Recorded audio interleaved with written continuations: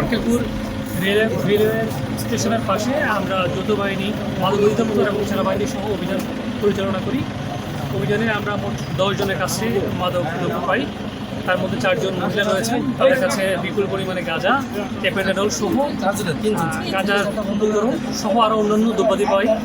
আমরা এখানে যাদেরকে আমরা হাতে নাতে পেয়েছি, যারা মোবাইল কোর্টের মাধ্যমে বিচার করা সম্ভব, তাদেরকে আমরা মোবাইল কোর্টে আওতায় আনবো। আর বাকি যাদেরকে কাছে বিপুল পরিমাণ পাওয়া গেছে সেগুলো নিয়মিত মামলা করার জন্য